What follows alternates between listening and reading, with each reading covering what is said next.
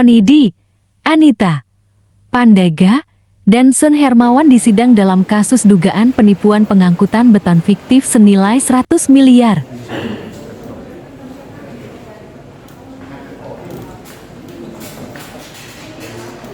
Dalam kontrak itu mereka mengaku mempunyai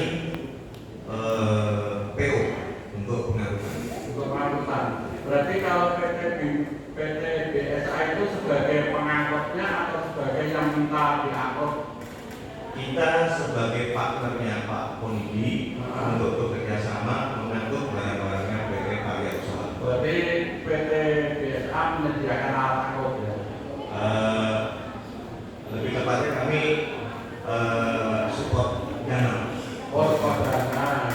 Apa? Wanita di dalam kampanye profilnya dan tanda tangan kontrak sebagai direktur utama. Direktur utama. Terus ada yang tadi itu kan Pak Ponidi Jepot itu ada kaitannya nggak dengan PT Atama? Pak Ponidi itu kalau nggak salah ingat dia sebagai komisaris di PT Atama. Komisaris di PT Atama. Kalau Pandega? Nah, pada saat saya sedang menghitung dalam artian untuk biaya trackingnya, sebelum waktu itu proyeknya dari Gresik ke Denpasar, apa dulu, hitungan saya itu tidak memenuhi untuk saya mendapatkan profit. Sehingga saya bilang sama Pak Umar Gani, Pak, saya nggak ambil vendor-vendor saya ini harganya nggak masuk. Nah, terus saya ke Pak Umar juga kita, Pak Umar coba deh hubungi yang namanya Pak Ganggung.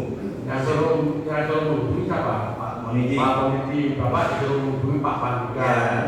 Terus Bapak menghubungi. Saya menghubungi, saya minta berapa sih Pak harganya pengiriman kalau lewat Bapak, seperti itu Pak. Nah, setelah beliau memberikan harganya, saya hitung kembali hitungan saya. Nah, kalau ini masuk, bisa saya mendapatkan profit sekitar 10% lah perusahaan saya.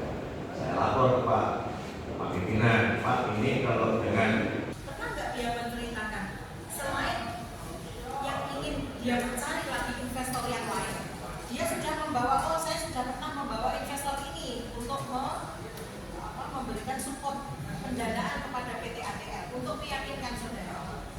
Tidak. Tidak. Kan saudara tadi sudah. Setahu saya dari saksi datang pertama dengan Pak Hadian itu menuju ke kantor ATS. Ke kantor Atama. Kemudian di sana memang betul ada saya, ada Pak Ponidi, ada Omar Gani, ada Sigit, yang betul. Nah, setelah ketemu di sana dibahaslah masalah skema pekerjaannya seperti apa. Dalam hal ini memang saudara Ponidi yang menyampaikan semuanya. Terus kemudian diketahui juga dengan semua pihak.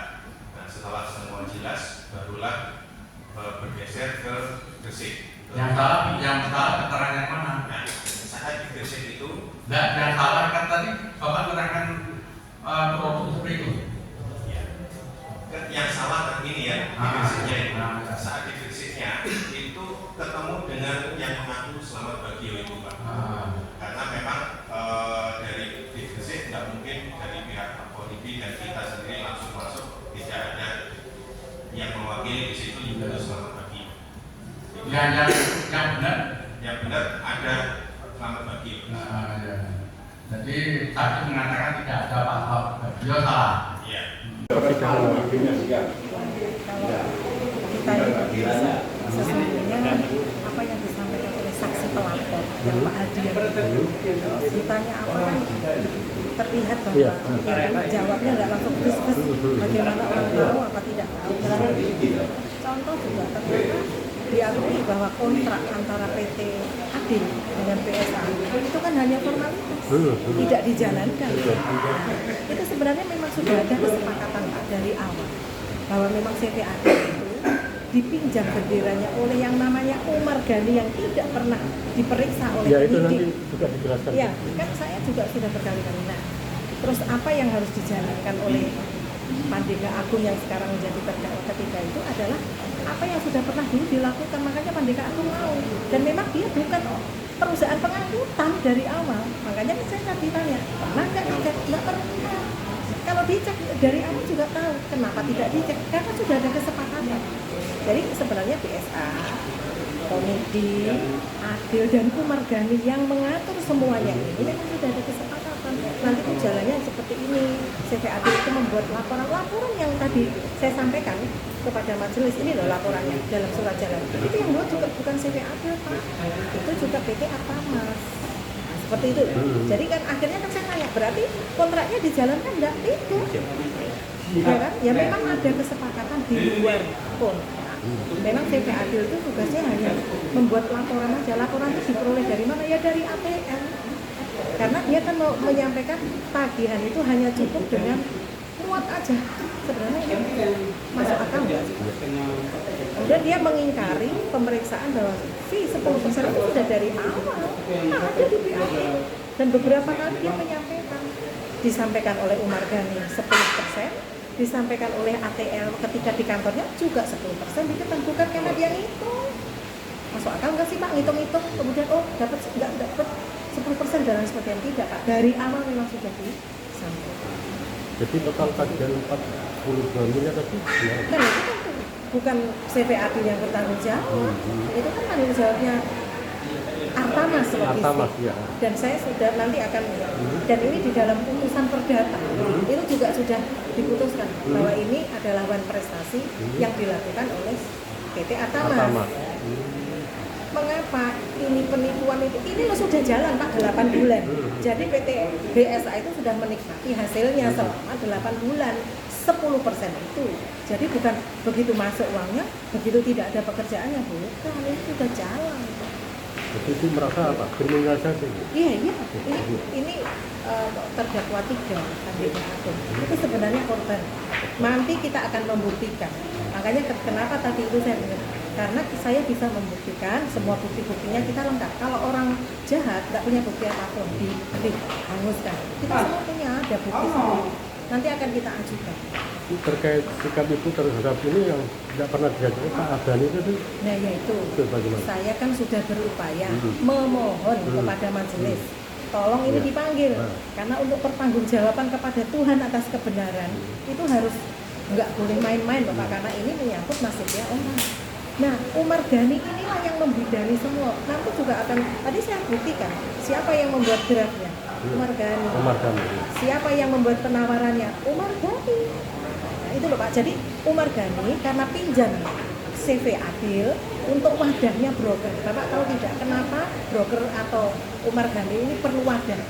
Karena dia mau menikmati fee setiap kali ada kegiatan. Makanya tadi kan saya tanya, kalau memang pemodal, kenapa nggak langsung diberikan kepada ATL? Paham Pak? Kenapa diadakan PT Adil? Karena untuk mengambil fee itu yang akan dibagi diantaranya juga kepada oknumnya di BSA. Umar Ghani sendiri saat ini tidak dijadikan apapun? Tidak.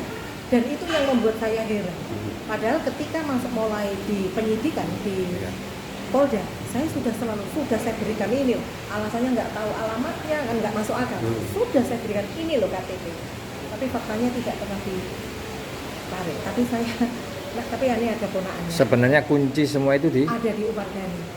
Jadi khususnya untuk Pandega Agung ya Pak ya. Karena Pandega Agung itu memang dipinjam benderanya. Nanti akan saya tunjukkan bahwa Pandega Agung itu bekerja di CV Adil awalnya, bukan sebagai direktur.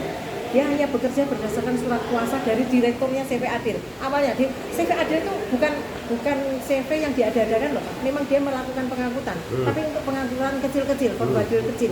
Kalau PT ATL saya tidak tahu apakah dibentuk dalam rangka itu, saya tidak tahu. Nah, ketika dipinjam benderanya waktu itu, apa tugas saya? Nah, tugasnya adalah kamu membuat laporan administrasi. Saya juga ada si Umar Ghani lagi nih Pak, menyatakan nanti sampai ada perjanjian khusus. Pandega Agung terdakwa 3 juga perjanjian apa? Perjanjian pengangkut. Loh saya kan nggak bisa. Saya bukan pengangkut yang sesungguhnya. Dia dijanjikan, tidak ini hanya formalitas. Ini kebenarannya formalitas kan nanti sudah terbukti Pak. diakui kan oleh ini bahwa iya nggak dijalankan. Itulah Pak. Jadi CVAD itu diadakan untuk kepentingannya Gani dan kawan-kawan yang tadi disebut Sigit dan lain-lain untuk membagi fee-nya karena dia yang membawa investor. Nah, sedangkan Agung ini nggak ngerti apa-apa. Ya udah dia berizinlah kepada pemilik CVAD, boleh nggak ini dipinjam? Nanti tugasnya ini juga mendapat fee. Jelas dong Pak, mendapat fee orang ini bekerja, tugas saya saya bisa. Makanya kan disebut, saya bisa. Pernah ada nggak surat jalan atas nama CVAD? Tidak pernah ada. Itu memang disepakati di depan Pak, termasuk pelapor pun sudah tahu. Bu, terakhir harapan terakhirnya kepada Harapan saya persidangan ini nanti dilandasi dengan kemanusiaan, pertanggungjawaban kepada Tuhan. Sebagaimana saya tidak bisa membela Mas kepada klien saya, tetapi saya berdasarkan bukti yang saya punya, bukti yang masih disimpan rapi oleh klien saya, masih tersimpan di laptop semua. Karena orang baik Pak, bukan untuk menghilangkan barang bukti dan lain sebagainya. Semua masih. Oleh karena itu besar harapan saya nanti ini akan terbukti bahwa ya memang Pandega Agung juga menjadi korban. Tadi kan majelis sudah sampaikan, ditahan bukan berarti terbukti, tapi belum tentu. Itu harapan saya. Saya yakin majelis yang mulia ini seluruhnya memiliki integritas yang tinggi, bertanggung jawab kepada Tuhan, dan tugas saya adalah membuktikan bahwa beliau adalah korban. Jadi sudah saya susun semua bukti. Ada upaya menghadirkan Mardhani sebagai saksi meringankan dari Ibu? Kalau itu tidak. Dia seharusnya memang saya memohon kepada begini, ketika ada peristiwa pidana yang waktu masih di tahap penyidikan, saya menyampaikan kepada penyidik, ini loh orang yang mengetahui tentang semua. Harusnya penyidik kan yang memanggil, buktinya tidak dipanggil. Waktu saya tanya, loh Pak kenapa nggak dipanggil? Oh nggak tahu alamatnya. Padahal saya berikan KTP-nya ada. dengan Ibu siapa? Saya Erna Wahyuningsih, Bapak. Ya. Dari kantor hukum mana Bu? Karena saya dengan kantor hukumnya Pak Heru bergabung dengan beliau. Iya, siap. Bergabung dengan beliau. Terima kasih Bu.